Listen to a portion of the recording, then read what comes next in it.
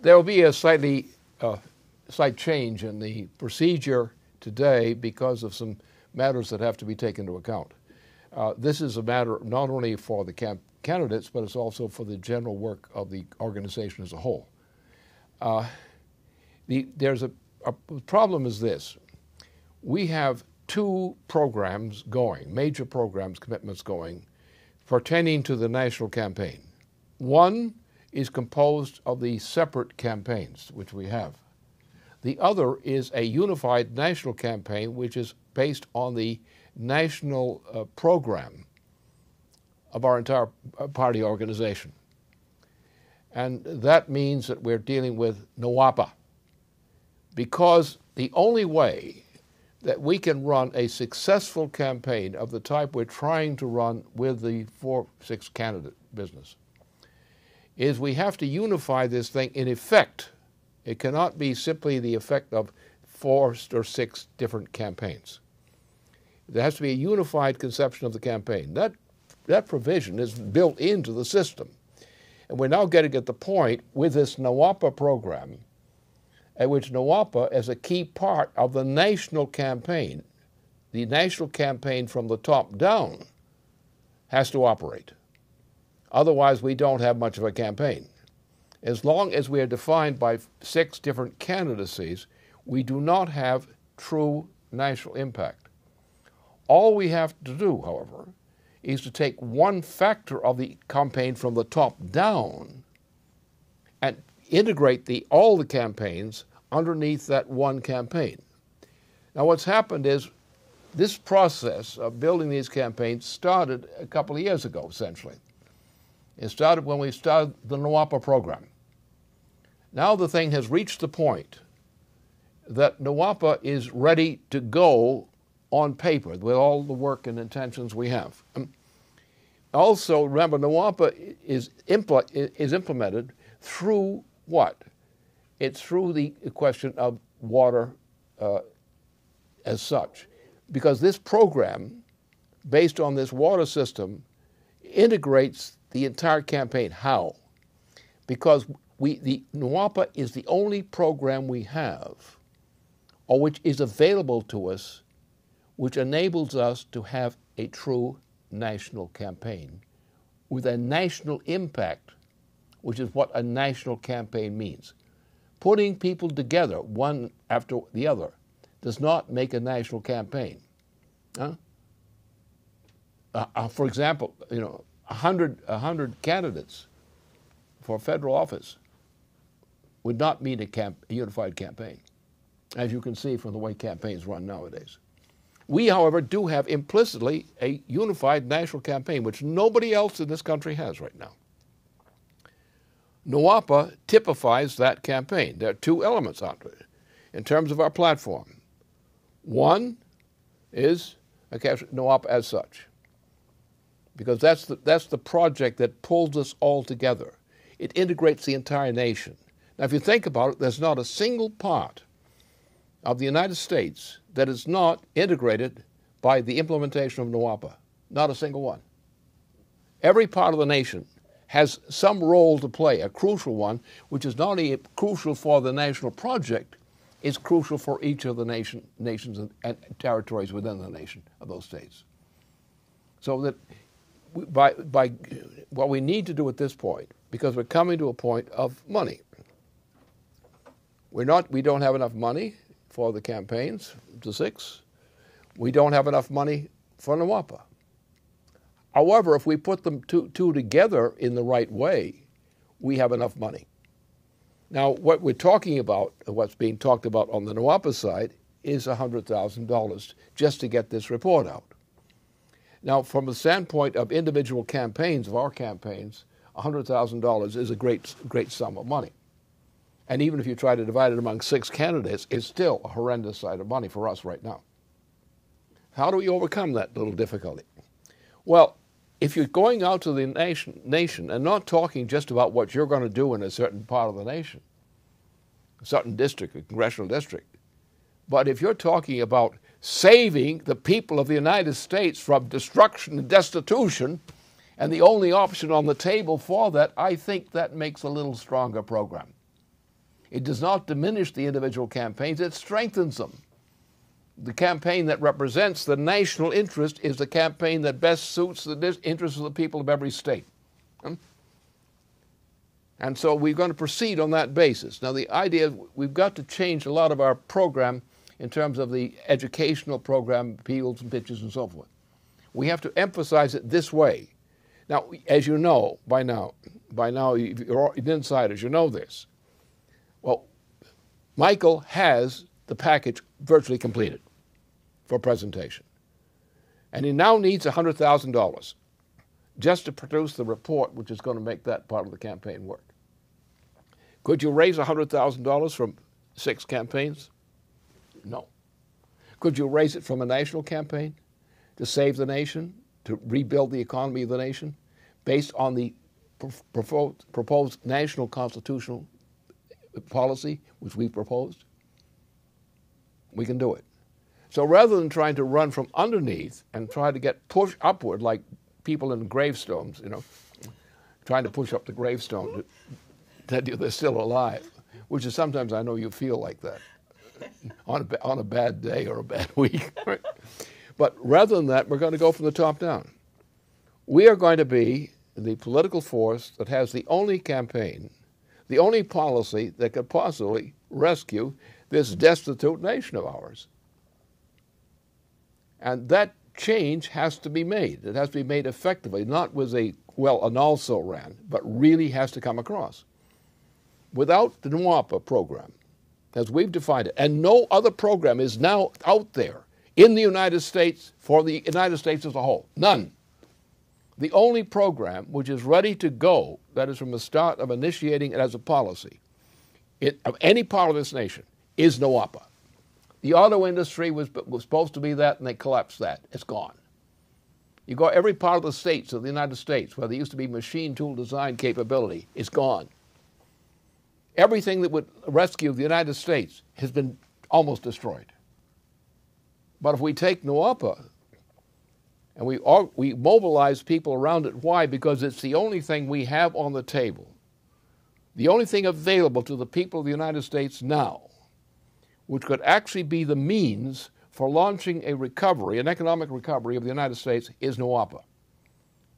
There are 2 aspects of this. First of all, NAWAPA by itself is extremely important. It's crucial all unto itself. But that's not the limit of it.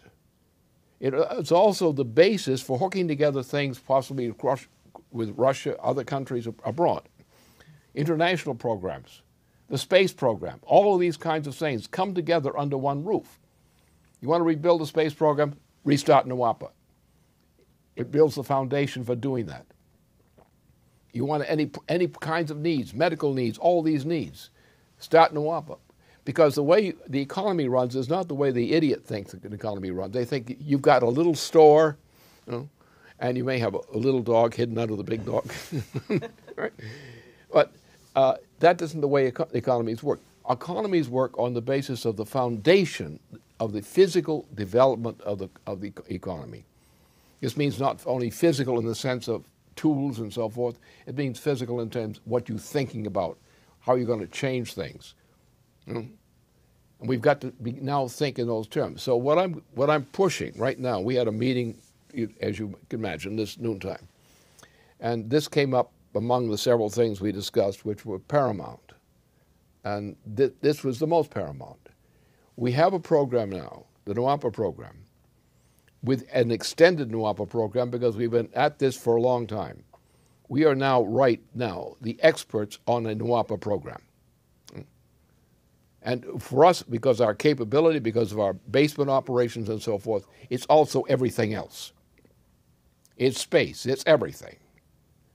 Which means we're going to build a tool-making foundation for the programs which are necessary. We're going to take NAWAPA as an immediately feasible designed program.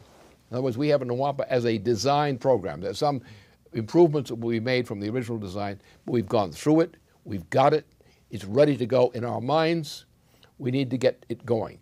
We also need to think about the American people. What are they being given as an option for this vacation, this operation? What are they being given? Nothing. Nothing is there for them. They're being promised what? Nothing. They're being promised less. Or you won't be bothered by the encumbrance of wealth. You won't be overfed. You won't get too much medical care anymore. That sort of thing. So it's building on that basis that is the way it's got to work. That we have the ability. We can now, with this program and putting our muscle behind it, and this is where our muscle becomes muscle. For a lot of things, our muscles are not important. For some things, they are. And this is one thing it's for. We have the program. We can start right now with what we've proposed, what our national policy is. You know? And we can launch immediately a program which will do what has to be done for this nation and other nations. And we're the only one, the only organization on the planet right now which is capable of doing it. And that's what our market policy is. No one else except us has the organized concept of what needs to be done to unleash a general expansion of the U.S. economy and of the world economy. We're the only ones. We have fine people in Asia who will cooperate with us now. We have people in Europe who are being produced to wretched conditions. They will come to us too. We have to start it. And we have to raise the flag. So don't continue to think in terms so much from the starting point of the national campaigns, that is the regional congressional campaigns. Don't imagine that building the campaigns in local areas builds the big campaign. You can think about the $100,000 cost for just one report on NAWAPA. You realize that you can't get started. And it's only when a program like NAWAPA which can start the recovery. You can't start a recovery piece by piece. You have to start it from the top with a single unifying program which moves everything else. Now we can do that. But what we have to do is we have to produce, one, a general statement behind all programs which identify what the solution is, the practical solution for the crisis, the economic crisis of the United States today. The only program which is on the basis for presentation and inaction is NAWAPA. There is no other program in operation, in place to be developed, which can do that job except NAWAPA. NAWAPA then opens up the possibilities for all kinds of things, including both the United States and in relationship to other countries. That's where we stand. So it's a change in emphasis, but it's actually solving a problem which is coming up at us fast. If we were going to limit ourselves to being 6 candidacies, congressional candidacies, we'd be losers. But when we put ourselves together and present the National Recovery Program as something we understand, we know how to direct, and we have the design to implement it, an updated version of NAWAPA to be implemented. And for the next 30 years, or maybe less, we will complete this project in NAWAPA. In the process, we will change the world as a whole by doing it. Now we take a nation, well, the United States, where the people here are mostly desperate. And they're rightly desperate. Because if this goes on like it's going on now, if business is conducted day by day and week by week as it's going now, the United States has no chance whatsoever. We're in a situation which is somewhat comparable to that of Franklin Roosevelt in coming into the presidency, or before coming into the presidency, because he had, from his position as governor of New York State, he had already devised a programmatic approach to the recovery of the United States. We are doing the same thing, in a sense, in his footsteps, using our knowledge of what he had done in his time, and what John Kennedy intended to do had he not been murdered in his time. We're doing the same thing.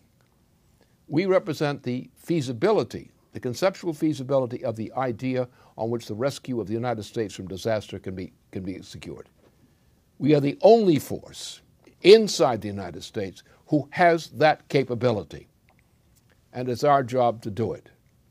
So let's not think at all in terms of one person at a time. We're a team. We're a national team, a national-based team for a single national purpose, to save this nation by, first of all, Glass-Steagall. Without Glass-Steagall, this nation cannot be saved. Without Glass-Steagall, this nation will go extinct, along with many other nations. Without the further introduction of a national credit system to supersede monetarist systems, we cannot save this nation. Glass-Steagall is just the opening step, which leaves a big hole to be filled. And that big hole, which is the hole big enough to be filled by NAWAPA, is the only way we can get a victory. We can take that hope for the United States into every community inside the United States. We can go through the charts we have of what the projects are. We can point out here and there where the employment is going to come. We can indicate the kind of benefits that we can give them. We can say it can begin tomorrow morning if you vote these candidates in. Go at it that way. Don't be little. Don't be small. I tell Summer, don't be small. Don't be small. I take my advice. You notice that? Okay. Anyway, but that's the point. We're going out really not to make the old college try. We're out to win the war. And winning the war means that we're going to put on the platform not only for the United States, but for the world, a program which in the United States and beyond means a general economic recovery started in this planet. And the success of this in getting this program through in the United States, or support for what the United States is doing on this account, will bring other nations into similar cooperation with us, because there are many other projects besides NAWAPA. There are projects in Russia, there are projects in China, there are India. Africa has great projects that are needed, urgently needed. So we can put the world on the road to decency. And we can do it with the few people we are, by presenting the concepts of ideas which are uniquely sufficient to lead this nation to its own salvation. Great. Have fun. Well, let me just say, for those of you in the audience who may be joining us for the first time, this is Lyndon LaRouche, and I'm Diane Sayre, candidate on the LaRouche National Slate for Congress in the state of New Jersey. And with us in the studio is Dave Christie from Washington. And connected via Skype, we have Keisha Rogers in Texas, Rachel Brown in Massachusetts, Bill Roberts in Michigan, and Summer Shields in California. So I think we pretty well cover the country, and I think we are very well situated to take up exactly what you've raised. And this is now, I believe it's the 11th week of these discussions that we've been having, where the whole leadership has been pulled closer together, and a number of us have been in quite some fights with party officials and others, and I think this is a phenomenal perspective. Except the greatest phenomenon is that Keisha is running against the invisible man. Exactly. Non-existent candidate. I know. It's the best Texas could produce. That's a sad comment. Well, she can correct that easily. Right. By giving him mercy and letting him go home. Or he could probably get a barn or something to live in.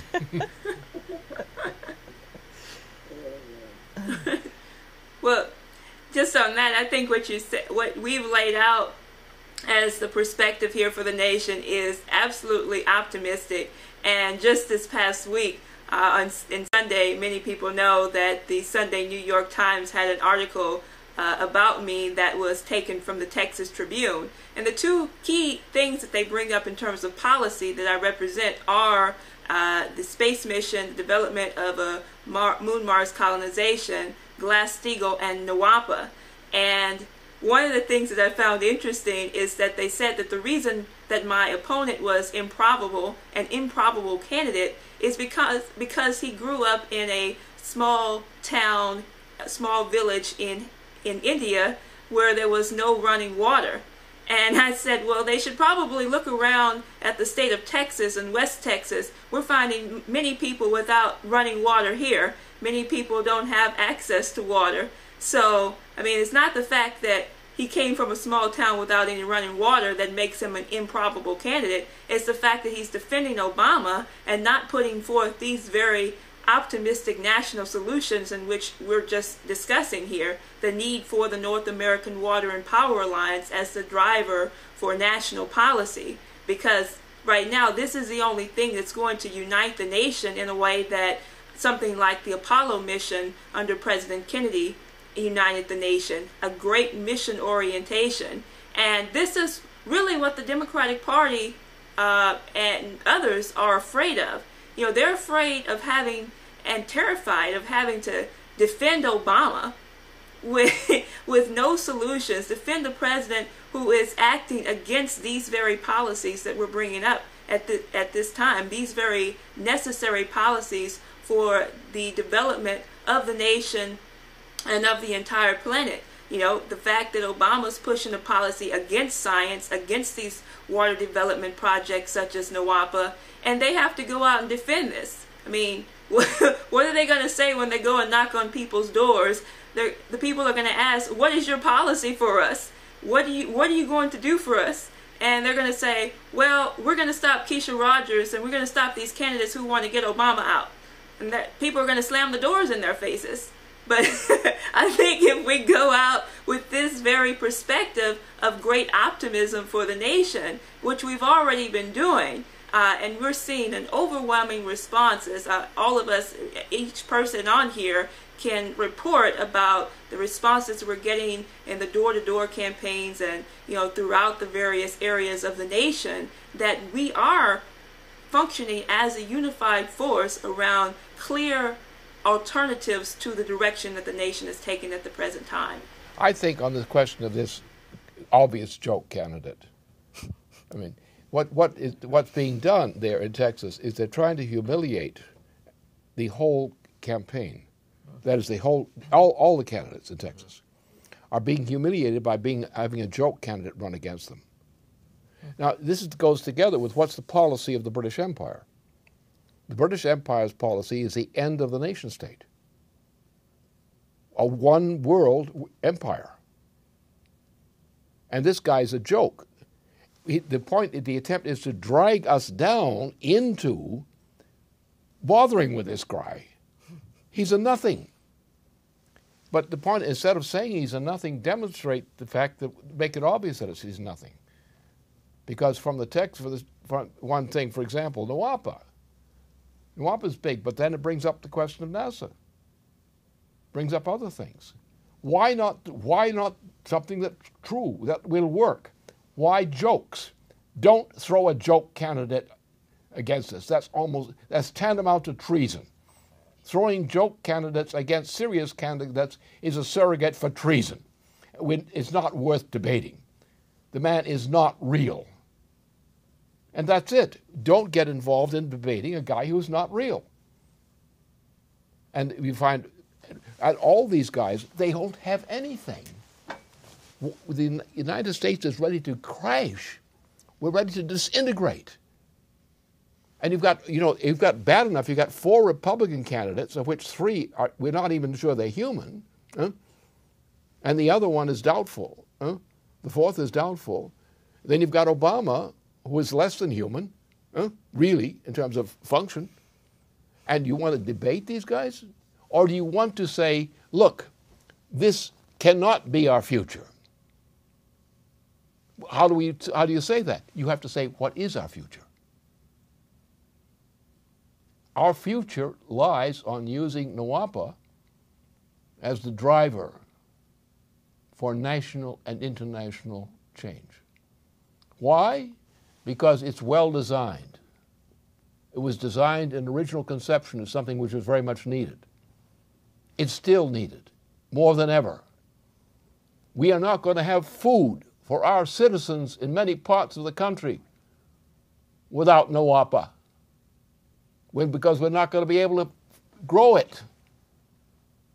We don't have any chance as a people without NAWAPA. Now, there are many other things besides NAWAPA, but NAWAPA is the only thing that's big enough and at the same time feasible enough to save this nation from hell. Don't debate these candidates. Let them debate themselves. Let them say what they've got to build the United States. What's your program, buddy? You've got all this stuff you're talking about. You're going to cut this, you're going to cut that, you're going to starve this guy, you're going to eat this guy. You know, they are nothing. We have to get the picture in focus.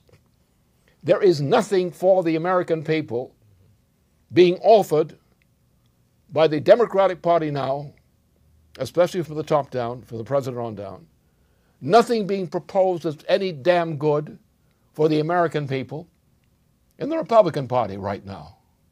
There are Republicans, that's individual Republicans, but in terms of a national party campaign, it's nothing. There's just some good Republican individuals and good Democratic individuals running as representatives or being reelected as representatives. That's all we have. So what we have is a program which is the only thing that saved this nation. Glass-Steagall, number one, and going back to the principle of a credit system rather than a monetary system also. Glass-Steagall is the implementation, the realization of the implementation of the U.S. federal Constitution, of Glass-Steagall, and of the credit system. It's the union of these forces and nothing else that will save this nation. Any other issues are irrelevant, because if you don't save the nation first, you're not going to save anything else. And all the other things that don't save the nation are in that degree irrelevant. And with those things done, we can take care of the needs of the people. If we're getting employment restored, production restored, food restored, we've done it all. We have to take charge. And becoming a leader of a nation, a troubled nation in great danger, as we are now, it's those who are capable of going forth and taking charge from the top down and the word go that are qualified to lead the nation. Yeah, I think, well, putting the perspective right now of this danger of this thermonuclear strike, the confrontation, the British, who would use an insane puppet, Barack Obama, to do this. But I made the point at a town hall with Diane that it's not if we stop the war, then we can move forward with these kind of economic development projects, and even the international perspective that Arctic development immediately implies, NAWAPA as being the keystone project, but rather it's that directionality, which is the only way mankind can go, is what is causing the British to move forward and to threaten these nations to back down from this kind of development perspective. So it's not a if we stop the war, then we build it. The whole reason the war exists is to shut this kind of perspective down. If we submit, there will be war. Mm-hmm. And it will be extermination war. Yeah, exactly. It'll be thermonuclear war. It'll be extermination. We have no choice. We do this, or this nation has, in particular, no choice. Mm-hmm. Well, it's useful to just think back historically.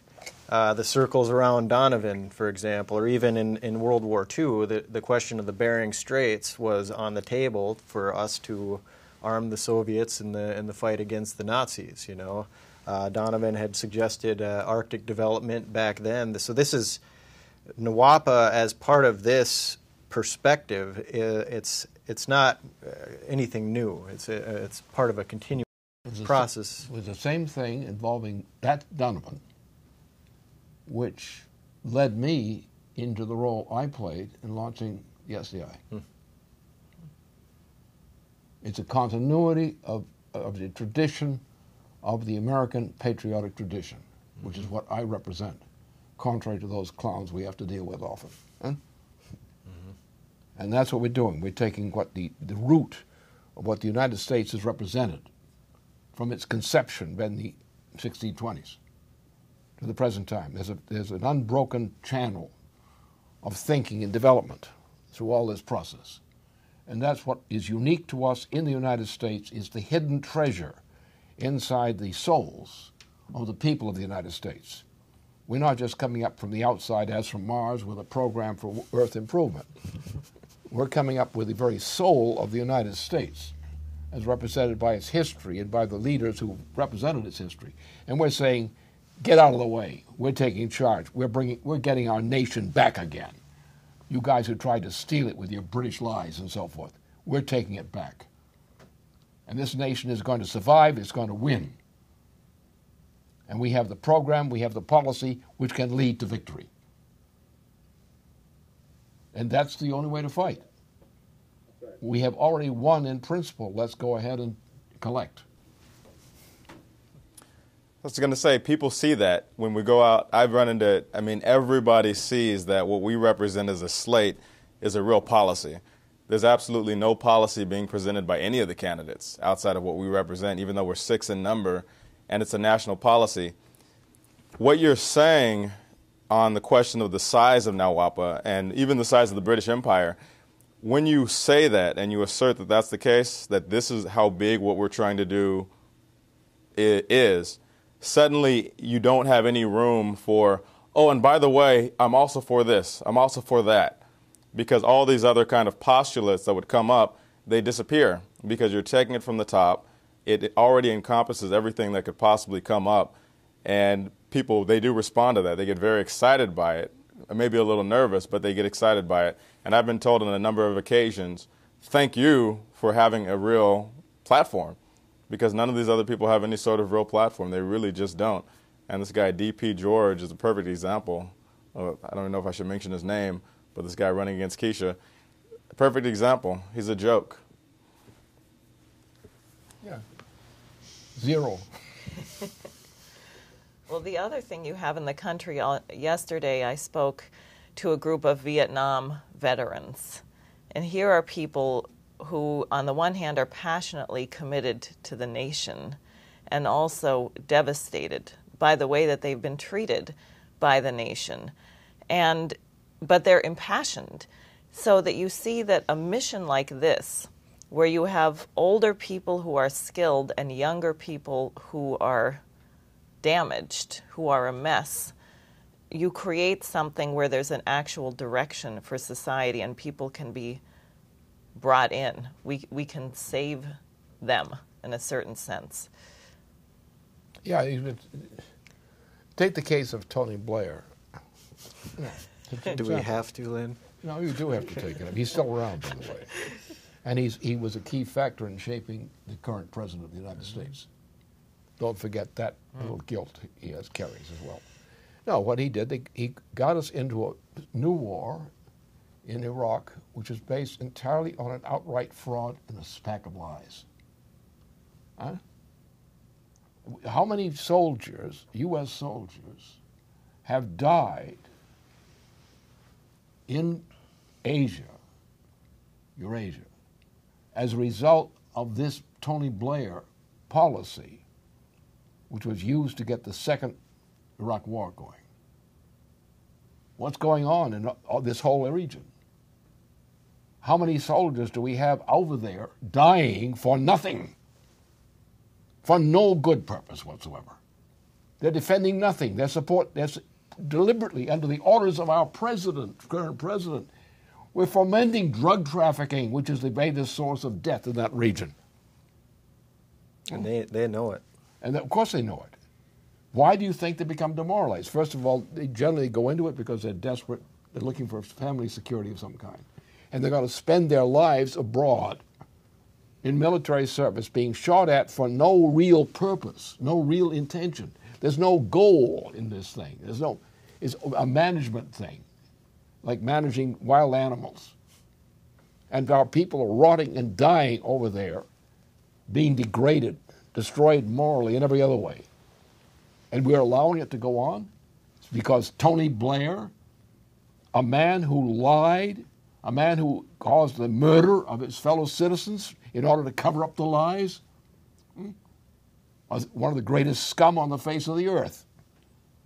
and the guy who helped create the Obama administration as a side effort of his own. And we sit there, we put up with this crap, and we say, well, there's nothing we can do about it. And you say, well, if there's nothing you can do about it, what the hell are you doing in government? What do you think government is for? It's to me just exactly these problems. If you can't stand up to the job, quit, get out.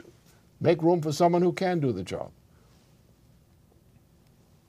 That's the issue. We have in our hands the means with enough agreement, which is possible because people are desperate. They need this agreement. We have enough with other parts of the world as well to restore something. And we've got to do it now. We've got to do it this year. We can't do it next year. We've got to do it this year. And the sooner, the better. The sooner, the safer. And only by our representing a unifying factor which is coming forth from the institutions of selection of government. Only from there, a rebirth of the U.S. government from the crap it's been subjected to. By that kind of inspiration, but you have to have a practical program that actually answers what you're promising. What we have is unique is we have the practical program. We have it defined. We're the best experts on this as an organized effort. We're the best experts in the world on this one. We are saying we can save the United States. We can bring it back. We can deal with these problems. It won't be easy, but we can deal with them. We can do as Franklin Roosevelt did in a fairly desperate, not as bad, but a desperate situation when he became president. We can do it.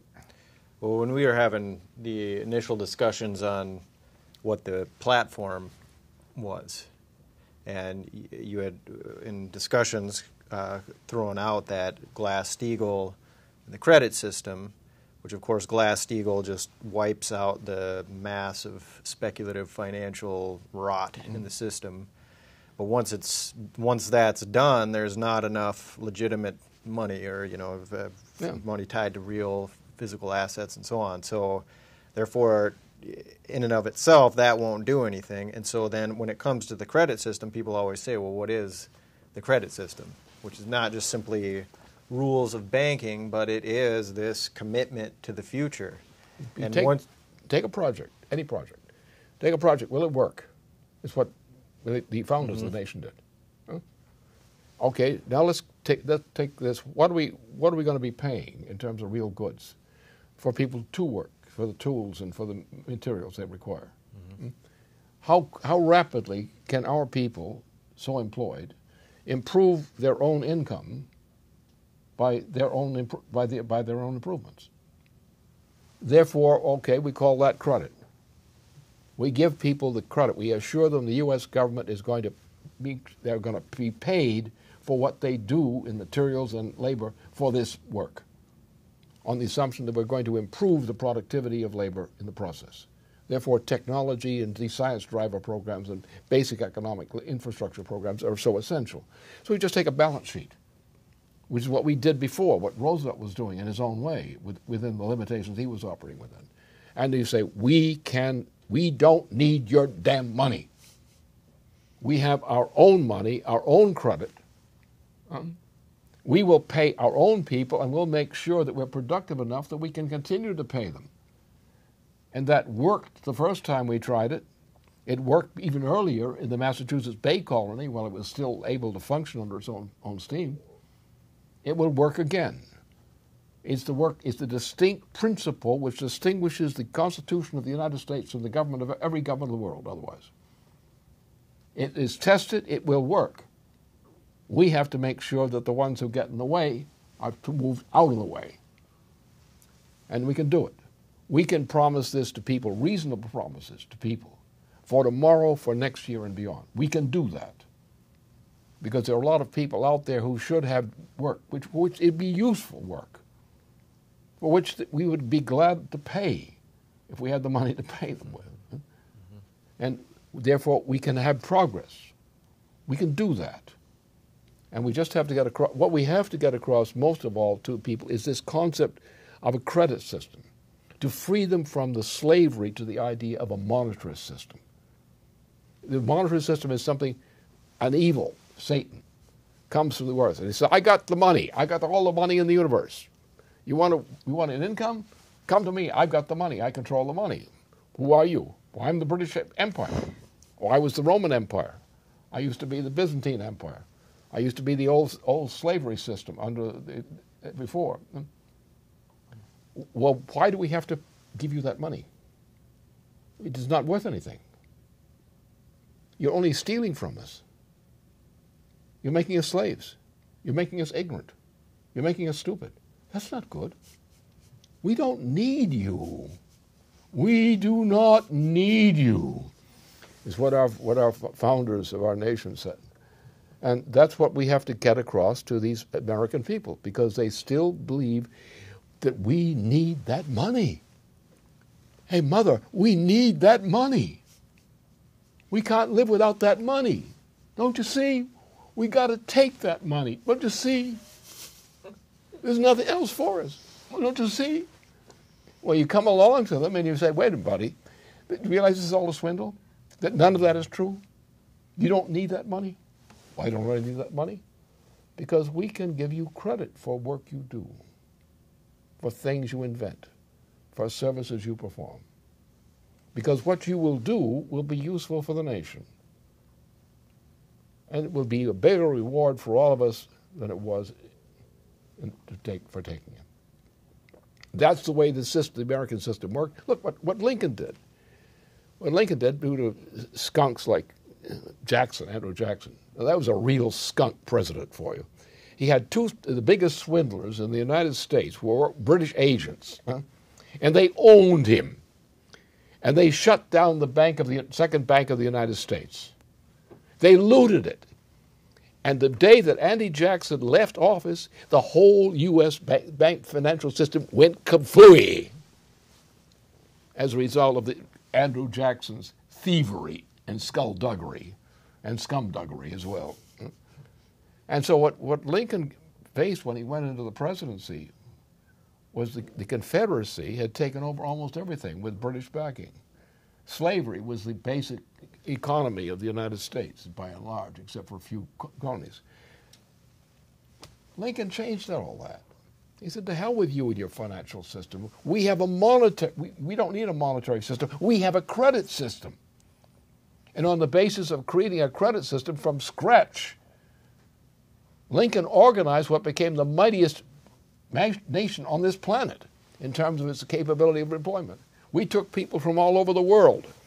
We created entire farm belts out of people who were immigrants from various parts of the world during his term. We built a process. The first transcontinental railway system was a result of his initiative. The greatest industrial development, the greatest scientific development in the United States history was done under those means. These are methods which work. And we just have to make clear to people to understand how these methods work and why all this stuff, this Wall Street philosophy, this British philosophy, is a bunch of junk we want to just get rid of. And what are we going to do? We're going to be ruthless. I tell you one thing I will be ruthless about and encourage all people who believe me and hear me to do. Wipe out that worthless debt which has been hung on the Federal Reserve System. Just wipe it out. How? Very simply. Don't do any damage to it. Just neglect it. You don't have to touch it. You only have to neglect it, and it will go away of its own accord. I was just going to bring up, Lynn, that it's true that it's really beautiful that NAWAPA is, in a sense, the only national project that's out there. I mean, we've had different rail projects and whatnot, and there's never funding for them, and there never will be within the current system. And they're also not national. That we've really lost the optimism for a long time to have a national project, something that's exciting and is for humanity in general, not for the profit of somebody. So it's really exciting in that standpoint. And then also just the fact that Roosevelt even didn't really have a full national project. You know, he did it with the Four Corners projects, but NAWAPA, in and of itself, is a project like that. So that's exciting. Well, I think one of the things about NAWAPA also is that here you've had this process of about 3 generations of the British Empire basically trying to turn Americans into something other than being really Americans, which, in different, I think in different regions you get different expressions of it. I think here in particular in Detroit, probably in Seattle, it's the case that because you have this strategic wartime retooling, even though at this point there's some people alive who are part of that, in a lot of people's cases, it's part of their family history, that there was, part of what it meant to come to this area, be part of that mobilization, was that you were actually part of the strategic defense of humanity. And that, it seems to be a very kind of a latent, albeit, but it's present. It is part of the identity of Americans that the individual can actually be part of an identity that goes very much into the future and very much extends to all of humanity. And NAWAPA has that characteristic. I mean, it's the only thing. We can use it to basically destroy anyone who doesn't have an efficient commitment as a candidate to fighting so that people can actually have work and the country isn't destroyed right now. But it also is a strategic defense of mankind, because without it, we are condemned to. Let's do something right now, concretely, to get this thing going. Now let's take, each of you got areas you're involved in, economic areas you're involved in. Largely infrastructure and other things. All you have to do is take the map of NAWAPA. You've got the full map of NAWAPA. Now pinpoint the points on the map in which each state and each part of a state where work is required, employment and work is required to get this thing going. Mm-hmm. Let's take that and identify that in every area of the United States, in every constituency area, about what this program would mean for them, what the specific jobs are, where they would be, what it would take to get this thing going in each area. And let's just do it. Let's go out there. We don't have the money, but we have the brains.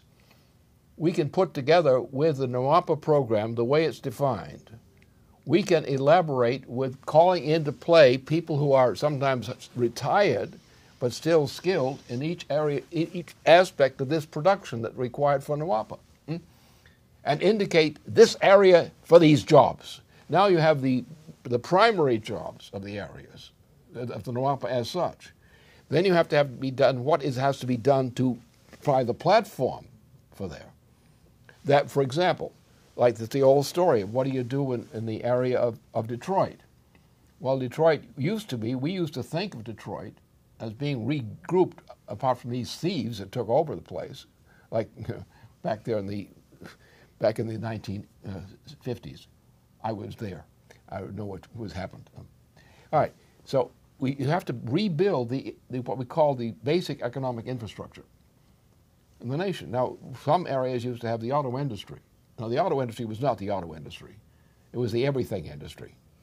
Every part of the nation was involved in this one industry, which is this complex we used to call the auto industry.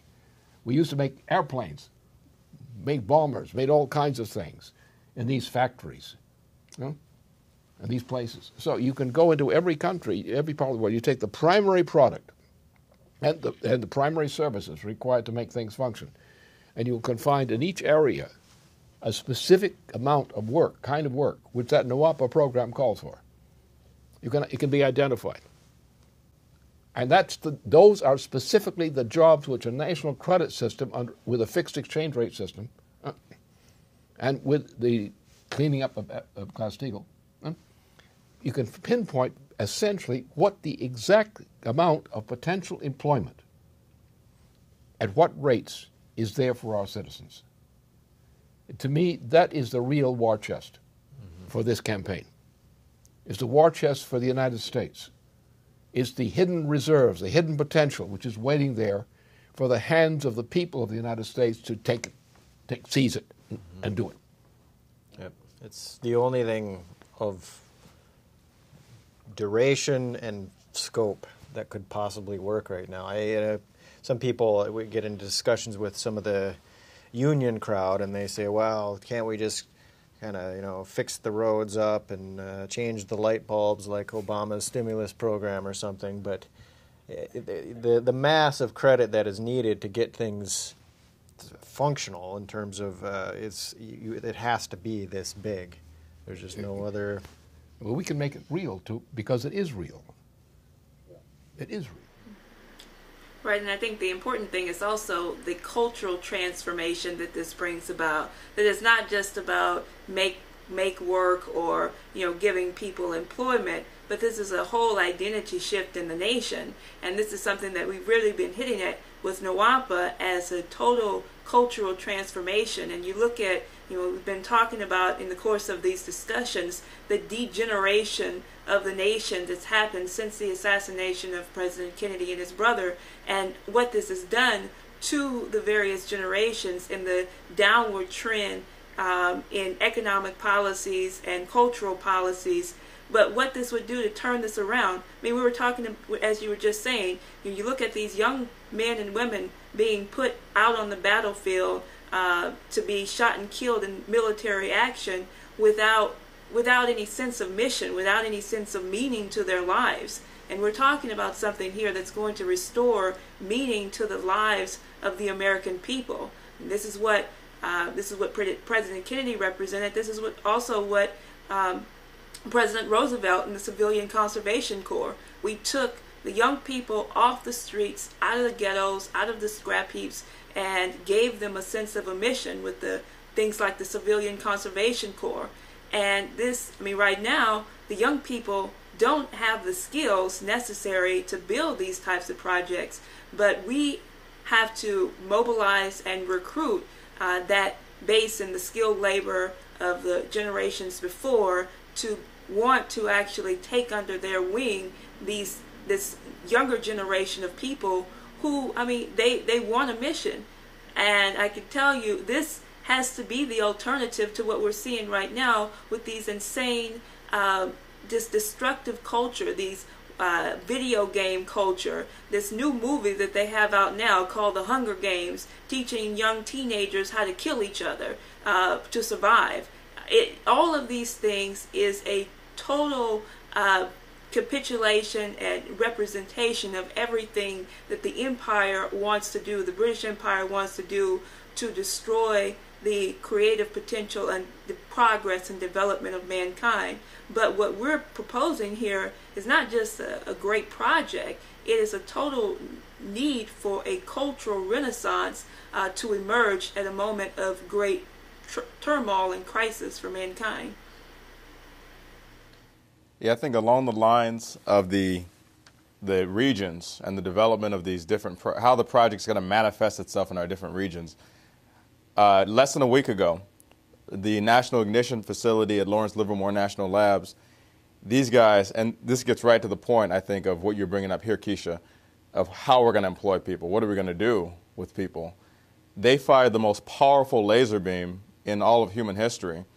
And apparently, in under a second, you had more energy produced than the whole grid of the United States, electrical grid. And this is a breakthrough, and I'm amazed by a breakthrough of this magnitude, despite the fact that you've had a total offensive of genocide policy and destruction of the United States coming from the British Empire. You still have crucial breakthroughs that can be made. And you can imagine how incredible of a shift in these breakthroughs you would get with a program like NAWAPA, where you have a governing principle that the more amount of breakthroughs you're going to get, the better off we are. And once upon a time, there used to be a discussion here in San Francisco about turning the San Francisco port into a deep water port. And these are things that are going to come up again, because how else are we going to invite Vladimir Putin of Russia to come in on a gigantic ship bearing some important goods from Russia in the coming couple of years? We're going to need a deep water port for that. And Hu Jintao, whoever is the leader at the time of China, we'll invite them in and have a grand old time. But the fact that you have the breakthroughs that are potentially there waiting, despite all the horror, is quite an amazing thought, and it gives me a sense of this idea of the arc of history is long, but it bends towards justice. That's right. I also was thinking, we had discussed this at one point, but it's going to give Americans a sense of the nation as a whole, because this thing you're bringing up, Keisha, I think this movie or these games are based on an assumption that the United States has disintegrated. It's broken into factions, like the old Confederacy. It's the old British game. Everyone's going against each other. And when you look at the country, like the speeches that Kennedy made at these dams, and he was always talking about that some places like New Jersey, I'm thinking of, we still are suffering from the floods from Hurricane Irene. We still have too much water. And down in Texas, you had all these droughts and you have too little water. And one of the most obvious things is this question of water management and regulation. This is not a secret mystery. But when people begin to think about it, they say, yeah, why is it that we should be suffering from too much water and someone else is suffering from too little water? Why don't we put this thing together so that what you see is not only millions of jobs for the people particularly affected, but an actual higher order platform for the entire nation as a whole, as a unit? Mm-hmm. Actually, there was just a report coming out from U.S. intelligence agency that I can't remember. I just sort of scanned it, but warning that water would be the coming grounds of new wars, etc. Of course, they're assuming that we'll make it that far to even do that, but yes, I think a very key point on the future of just how we need water. So we basically have to organize among us, etc. We have to organize an agenda of, shall we say, the project. We have the project on one side. We have what's been done by Michael, which and can be extended on that. So that's one aspect. Now we've got to fit. We also have, to a large degree, from his map, we have much of the location of where the work actually will be done. Then you have another area of where the work will be done to support. In other words, you have a fixed structure, which is determined by nature and by the way you build this project. Then you have the auxiliary, where you are supporting this project's specifics. The two elements combine to give you a general program. And you can assign these things to areas by states. And we can use the organization of the state-by-state organization as the existing mechanism of coordination through the federal government as a whole, for the project as a whole, and to international cooperation, which is also involved here. Because we're also talking about Mexico, we're talking about Canada, we're talking about the getting across the Bering Straits and similar kinds of things. We're also talking about a general integration of the North and South America, which is a natural extension of this process and a required one.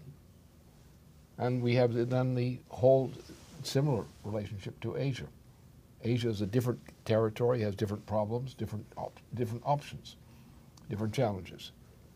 But we can actually, by using the institutions of representative government on a national basis and regional basis, we can use that structure, that existing structure, which people are already accustomed to, and use that as the instrument for organization of these projects through the federal government, because it's going to be federal credit in both the United States and other countries, which is going to be the backbone of this project.